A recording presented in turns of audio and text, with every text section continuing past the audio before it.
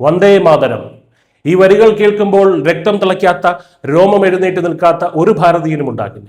പക്ഷേ ഭാരതത്തെ അമ്മയായി കണ്ട് വണങ്ങുന്ന ഈ ഗാനത്തെ വെറും ഒരു പാട്ടായി മാത്രം കാണുന്നവർ ഇവിടെയുണ്ട്.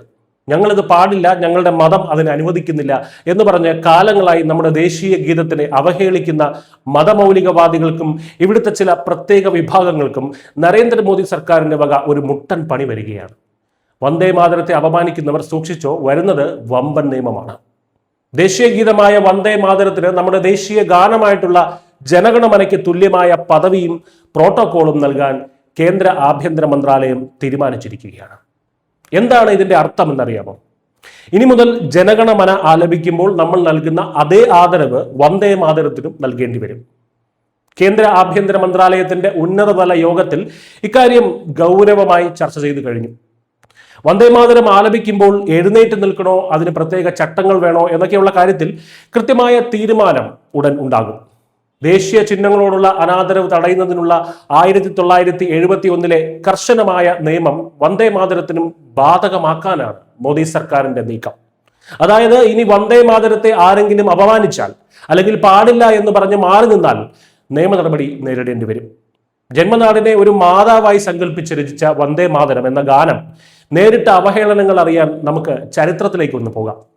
1870 ബങ്കിം ചന്ദ്ര ചാറ്റർജി എഴുതിയ 1905 കാലഘട്ടത്തിൽ ബ്രിട്ടീഷുകാരുടെ തോക്കിന് മുന്നിൽ വിരുമാറി കാട്ടി ഭാരതീയർ മുഴക്കിയ മുദ്രാവാക്യമായിരുന്നു വന്ദേ മാതരം.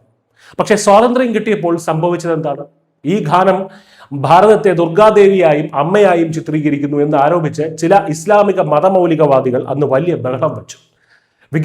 വിഗ്രഹാരാധന തെറ്റാണ് എന്ന് പറഞ്ഞ് സ്വന്തം നാടിനെ അമ്മയായി കാണുന്ന ഈ ഗാനത്തെ ദേശീയ ഗാനമാക്കുന്നതിൽ നിന്ന് അവർ തടഞ്ഞു. നിർഭാഗ്യവശാൽ അന്നത്തെ ഭരണാധികാരികൾ ആ വർഗീയവാദികളുടെ മുന്നിൽ മുട്ടുമടക്കി. അങ്ങനെയാണ് വന്ദേ മാതരം ദേശീയ ഗാനം അല്ലാതെയായി മാറിയത്. വെറുമൊരു ദേശീയ ഗീതം എന്ന പദവിയിൽ അതിനെ ഒതുക്കി.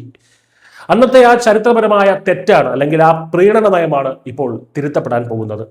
ഇപ്പോൾ വന്ദേ മാതരത്തിന്റെ 150ാം വാർഷികം ആഘോഷിക്കുകയാണ് രാജ്യം. ഈ അവസരത്തിൽ തന്നെയാണ് കേന്ദ്ര സർക്കാർ സുപ്രധാനമായ ഈ നീക്കം നടത്തുന്നത്. 2022 സുപ്രീം കോടതിയിൽ സർക്കാർ അറിയിച്ചത് വന്ദേ മാതരം പാടുന്നതിന് പ്രത്യേക നിർബന്ധമോ ശിക്ഷാ നടപടികളോ നിലവിലില്ല എന്നായിരുന്നു.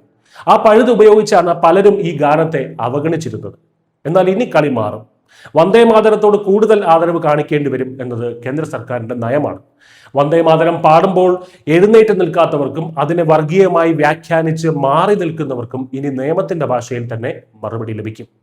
ഭാരതത്തെ മാതൃഭൂമിയായി കാണാൻ മടിയുള്ളവർക്കുള്ള ശക്തമായ താക്കീത് കൂടിയാണിത്.